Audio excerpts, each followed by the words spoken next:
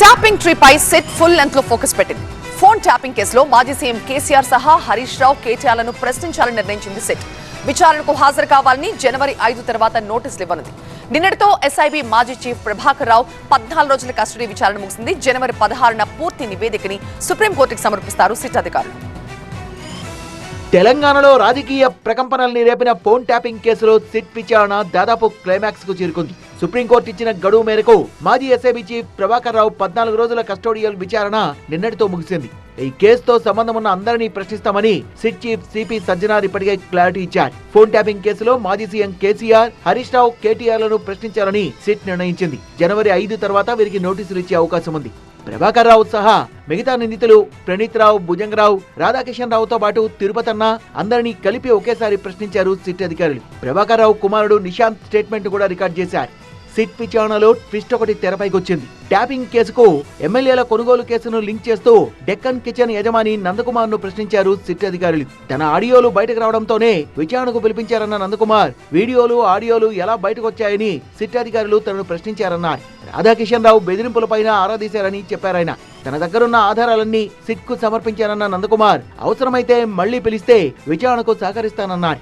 Tapping కేసులో pen drive కీలకంగా మారింది. ప్రభాకర్ రావు ఎస్ఐబి చీఫ్ గా పనిచేసిన సమయంలో ట్యాపింగ్ వివరాలు పెన్ డ్రైవ్ లో స్టోర్ చేశారని సిట్ గుర్తించింది. పెన్ డ్రైవ్ గురించి ప్రభాకర్ రావును ప్రత్యేకంగా ప్రశ్నించారు సిట్ అధికారులు. 6000 ఫోన్ నంబర్లున్న పెన్ డ్రైవ్ గురించి ప్రభాకర్ రావు నోరు మెదపలేదని తెలుస్తోంది. మెజార్టీ ప్రశ్నలకు నో అనే సమాధానమే వచ్చినట్టు సమాచారం. ఇప్పటి డీజీపీ మహేందర్ రెడ్డితో పాటు ఇంటెలిజెన్స్ చీఫ్లు నవీన్ చంద్, అనిల్ పేర్లను ప్రభాకర్ రావు చెప్తున్నట్టుగా తెలుస్తోంది. అలాగే మావోయిస్టుల విషయంపైనే హరీష్ రావు తనతో మాట్లాడారని ప్రభాకర్ రావు సిట్ కు వివరించినట్టు తెలుస్తోంది. తనకు రీఎంప్లాయ్మెంట్ కేసీఆర్ ఎలా ఇచ్చారని సిట్ అధికారులు ప్రశ్నిస్తే ఆయన్నే అడగమని ప్రభాకర్ రావు చెప్పారనేది సమాచారం. ట్యాపింగ్ కేసు విచారణ కీలక దశకు చేరడంతో సిట్ బృందం మరోసారి సమావేశమైంది. సిట్ చీఫ్ సజ్జనార్ విచారణాధికారులతో రివ్యూ చేశారు. ఇంటెలిజెన్స్ చీఫ్ విజయ్ కుమార్ కూడా హాజరయ్యారు. ట్యాపింగ్ కేసులో తదుపరి కార్యాచరణపై ప్రధానంగా చర్చించారు. విచారణలో భాగంగా మాజీ సీఎం కేసీఆర్, హరీష్ రావు, కేటీఆర్ ను ప్రశ్నించాలని నిర్ణయించారు. విచారణకు హాజరు కావాలని జనవరి 5 తర్వాత వీరికి నోటీసులు ఇవ్వనున్నారు. 14 రోజుల కస్టోడియల్ ఎంక్వైరీలో ప్రభాకర్ రావు నుంచి కీలక సమాచారం సేకరించిన సిట్ ఆయన ఇచ్చిన స్టేట్మెంట్ ను ఫైనల్ ఛార్జ్షీట్ లో చేర్చనుంది. జనవరి 16న సుప్రీంకోర్టుకు తుది నివేదిక సమర్పిస్తారు. ట్యాపింగ్ ట్రీపై సిట్ ఫుల్ లెంత్ లో ఫోకస్ పెట్టింది. ఫోన్ ట్యాపింగ్ కేసులో మాజీ సీఎం కేసీఆర్ సహా హరీష్ రావు, కేటీఆర్లను ప్రశ్నించాలని నిర్ణయించింది సిట్. విచారణకు హాజరు కావాలని జనవరి 5 తర్వాత నోటీసులు ఇవ్వనుంది. నిన్నటితో ఎస్ఐబి మాజీ చీఫ్ ప్రభాకర్ రావు 14 రోజుల కస్టడీ విచారణ ముగిసింది. జనవరి 16న పూర్తి నివేదికని సుప్రీంకోర్టుకు సమర్పిస్తారు సిట్ అధికారులు. తెలంగాణలో రాజకీయ ప్రకంపనల్ని రేపిన ఫోన్ ట్యాపింగ్ కేసులో సిట్ విచారణ దాదాపు క్లైమాక్స్ కు చేరుకుంది. సుప్రీంకోర్టు ఇచ్చిన గడువు మేరకు మాజీ ఎస్ఐబి చీఫ్ ప్రభాకర్ రావు 14 రోజుల కస్టోడియల్ విచారణ నిన్నటితో ముగిసింది.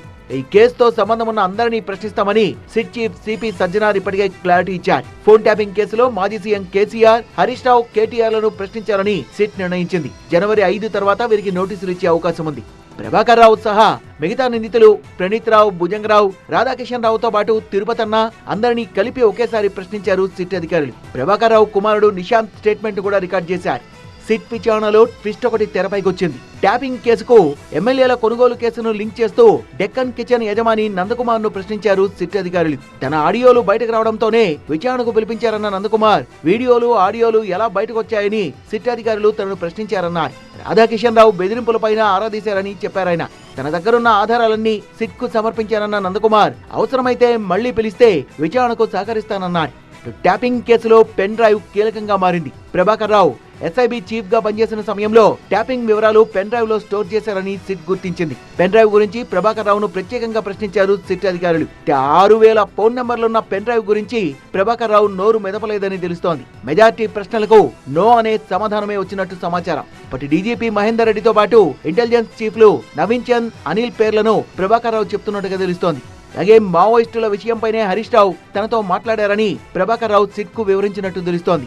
తనకు రీఎంప్లాయ్మెంట్ కేసీఆర్ ఎలా ఇచ్చారని సిట్ అధికారులు ప్రశ్నిస్తే ఆయన్నే అడగమని ప్రభాకర్ రావు చెప్పారనేది సమాచారం. ట్యాపింగ్ కేసు విచారణ కీలక దశకు చేరడంతో సిట్ బృందం మరోసారి సమావేశమైంది. సిట్ చీఫ్ సజ్జనార్ విచారణాధికారులతో రివ్యూ చేశారు. ఇంటెలిజెన్స్ చీఫ్ విజయ్ కుమార్ కూడా హాజరయ్యారు. ట్యాపింగ్ కేసులో తదుపరి కార్యాచరణపై ప్రధానంగా చర్చించారు. విచారణలో భాగంగా మాజీ సీఎం కేసీఆర్, హరీష్ రావు, కేటీఆర్ ను ప్రశ్నించాలని నిర్ణయించారు. విచారణకు హాజరు కావాలని జనవరి 5 తర్వాత వీరికి నోటీసులు ఇవ్వనున్నారు.